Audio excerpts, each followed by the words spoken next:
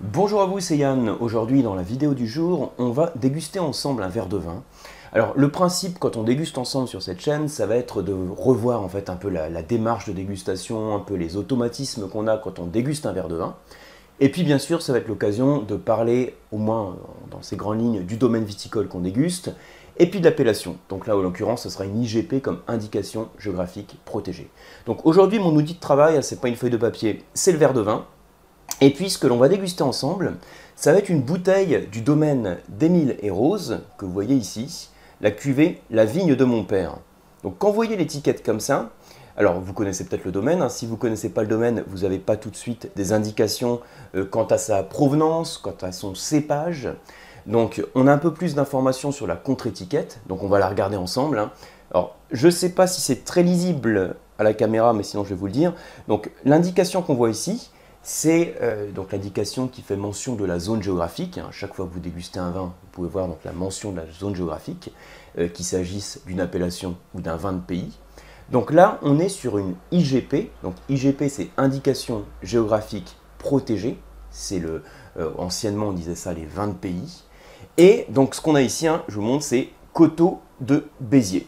Ça vous permet peut-être de le localiser. Donc on voit ici hein, la mention, je vous montre ici. On est sur un vin qui est issu de vignes, qui est en agriculture biologique. Donc le domaine Émile et Rose.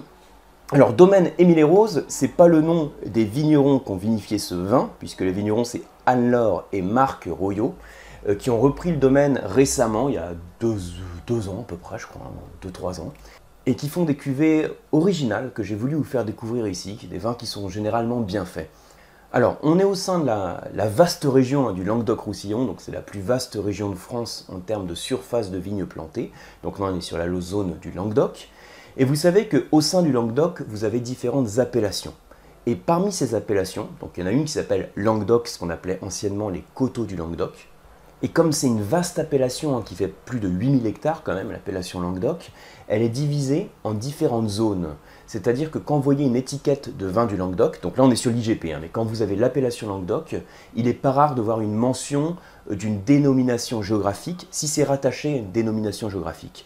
Par exemple, ça peut être Languedoc Cabrières, ça peut être aussi Languedoc Montpérou, Graines-Montpellier, Saint-Christol. Donc ça, c'est ce qui concerne l'appellation Languedoc. Nous, on est sur l'IGP. Alors, je vais vous montrer la localisation sur la carte. Alors, ça s'appelle Coteaux de Béziers. Donc, comme son nom l'indique, ben, on est juste à côté de Béziers.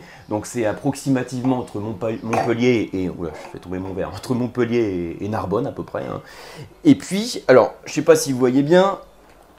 Voilà. Donc là, vous voyez en gris. Alors, attendez, je lâche une partie du livre. Donc, ici, c'est Béziers. Et puis, alors... Je recule un petit peu pour vous voyez le zoom. Hein. Donc là, ce qu'on a ici, ce qui est entouré en fait en rouge, tout ça, c'est la vaste appellation du Languedoc.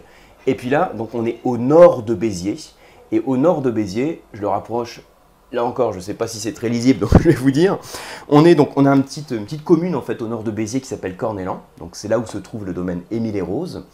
Et là, il vinifie donc des vignes. Alors, il y a plusieurs types de cépages. Hein. Vous avez Grenache, il y a Cinsault par exemple. Ici, le cépage que l'on a dans cette cuvée, c'est le cépage Cabernet Sauvignon. Alors, vous le connaissez bien, le cépage Cabernet Sauvignon. C'est le deuxième cépage le plus planté au monde dans les cépages rouges, après le Merlot. C'est le cépage emblématique du Bordelais. Quand on parle de... Alors, on change de région, hein, mais c'est juste pour vous le présenter. Quand on parle du Bordelais, donc on fait référence en général à ces trois cépages que sont le Cabernet Sauvignon, Cabernet Franc, Merlot. Et là, on est sur un Cabernet Sauvignon du Languedoc. Ça veut dire qu'on va avoir des caractéristiques qui sont propres au Cabernet Sauvignon, a priori. Et puis, on va avoir aussi l'influence méditerranéenne qu'on a logiquement dans cette région, parce que comme vous voyez ici, hein, on est vraiment bien en bord de mer. Donc là, pour le coup, hein, l'influence méditerranéenne, elle est bien présente. Donc ici, on est sur un domaine qui fait à peu près 25 hectares, donc comme on a vu hein, sur une approche bio, dans le label agriculture biologique, qui sont donc sur cette approche plutôt naturelle, avec aussi des élevages, c'est assez intéressant parce qu'ils font aussi des élevages à la fois en barrique et des élevages en amphore. Donc c'est le cas de ce vin, pardon, qui est élevé aussi en amphore.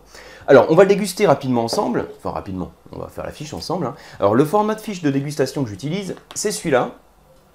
Vous savez que sur les vidéos que je vous présente sur cette chaîne, j'utilise toujours ce format pour que ce soit cohérent en fait hein, sur les dégustations. C'est le format que je propose sur les masterclass.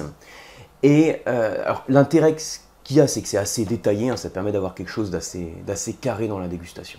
Donc moi, c'est celui-là que je prends sous les yeux, et en dégustant, je vais me référer à cette fiche pour qualifier chaque chose sur le vin. Alors, on va voir ce que ça donne. Voilà, donc Domaine Émile et Rose, artisan vigneron à Cornélan, vous voyez ici, hein, artisan vigneron à Cornélan. Et puis on est sur un vin qui est dans sa jeunesse, hein, le millésime, alors on va le voir quelque part par ici, je ne sais pas si vous voyez bien, c'est 2019. Voilà. Donc un vin qui est dans sa jeunesse.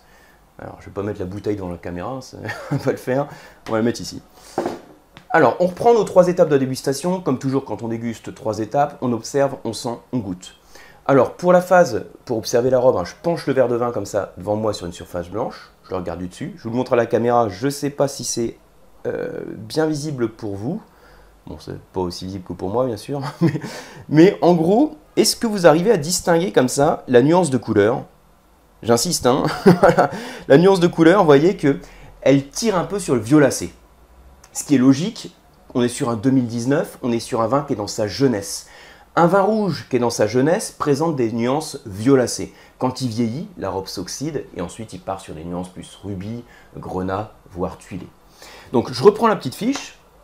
On commence par le début, la limpidité, je penche le verre de vin, je regarde, bon bah pas de particules, pas de dépôt, c'est une robe qui est limpide, je le regarde comme ça en fait du dessus. Hein. Je regarde sur la pointe du disque où c'est beaucoup plus pâle, même si pour vous à la caméra ça l'est pas forcément. L'intensité, bah, c'est bien soutenu quand même, hein. C'est-à-dire que je mets mon doigt en dessous, j'ai du mal à le voir. Même avec la lumière du soleil, hein, j'ai du mal à voir mon doigt.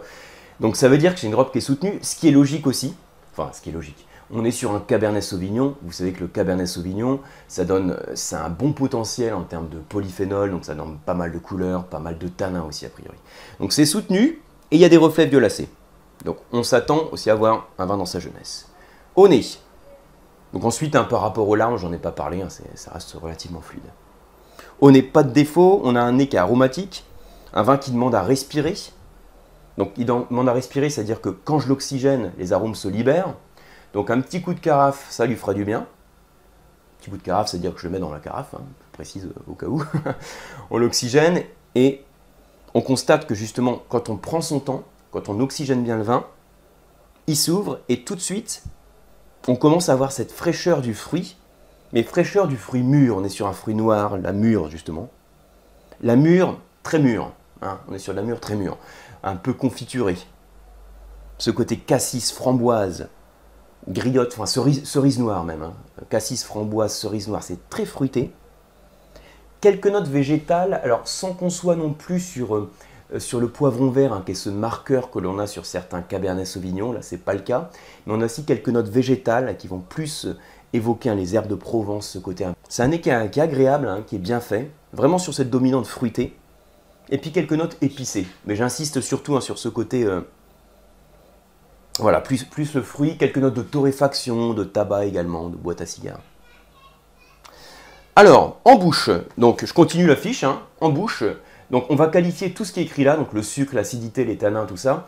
Dans le cadre d'une petite vidéo comme ça, concentrez-vous toujours sur les 3 axes dont je parle régulièrement, donc l'axe de l'acidité, les tanins et l'onctuosité. Et on va voir ce qui domine dans les 3 axes.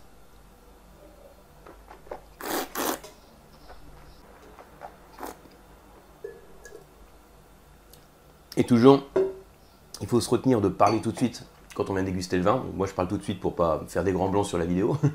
Mais en fait, j'ai des sensations qui restent en bouche et c'est très important de se concentrer sur ces sensations. J'ai recraché le vin et je sens que c'est un peu râpeux et ça crée une salivation très fluide dès l'attaque d'ailleurs, hein.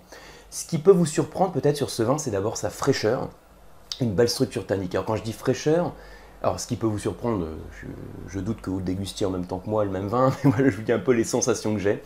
Et c'est vrai que j'ai ce côté, donc, j'ai l'acidité du Cabernet Sauvignon qu'on retrouve dès l'attaque, qui apporte beaucoup de fraîcheur au vin, un peu de gras apporté par l'alcool qui vient l'équilibrer. Si je remplis une fiche comme ça de manière très formelle, je vais dire pour le sucre, c'est sec, l'alcool, je vais le qualifier de moyen à capiteux, donc ce serait moyen, moyen plus. Hein. L'acidité est vive. Si vous me dites que l'acidité est nerveuse, ce sera aussi relativement cohérent parce qu'on ressent beaucoup de fraîcheur. En termes de tanin, c'est déjà charpenté. Hein, donc il y a une belle structure tannique, il y a de l'acidité, de la fraîcheur. Ça évoque bien ce profil qui est caractéristique du Cabernet Sauvignon, avec cette rondeur méditerranéenne, on va dire, hein, qui apporte du gras au vin. Arôme de bouche, je reste carrément sur les notions vraiment fruitées. Hein. Ce que j'avais au nez, hein, un peu ces notes de fruits confiturés, de fruits noirs confiturés, avec une longueur en bouche moyenne. Moi, c'est un vin que je qualifierais d'agréable, alors qui est en cours d'épanouissement. Ça vaut le coup de le faire vieillir quelques années en cave, sans partir sur sans partir sur un grand vin de garde, c'est pas le but ici. Ici, on recherche un vin avec de la fraîcheur et du fruit, ce qui est le cas. C'est réussi, on peut le déguster dès maintenant, je vous le dis. Alors, si vous le dégustez dès maintenant, évitez quand même le déguster sur un apéro, parce qu'il y a quand même suffisamment de corps pour qu'on passe sur un mets un petit peu plus structuré. Hein, on reste quand même sur un vin de gastronomie. Et là encore, voilà, si vous avez une bonne cave, pourquoi pas le faire vieillir quelques années. Mais comme je vous dis, hein, c'est aussi agréable de le déguster dès maintenant sur la fraîcheur et le fruit. Donc voilà pour cette dégustation. Donc n'hésitez pas à déguster ce domaine que je mets ici en avant. J'ai aucune action chez eux. Hein. C'est simplement que c'est pas la première fois que je déguste des cuvées du domaine Émile et Rose. Et puis j'avais envie de vous le faire découvrir ici. J'espère que cette vidéo vous a plu, que ça vous a permis, même si vous n'avez pas le vin avec vous, de peut-être mieux comprendre la dégustation, un peu les automatismes qu'on peut avoir, et que j'ai pu vous faire voyager aussi sur ce vignoble méditerranéen des coteaux de Béziers au travers de cette dégustation. Si ça vous a plu, merci de liker la vidéo, merci de la partager, et puis pour ma part, je vous retrouve sur les cours d'œnologie et les diplômes au sein du COAM, et sur les masterclass de la dégustation. Et si ce n'est pas encore fait, merci de vous abonner à la newsletter. À bientôt.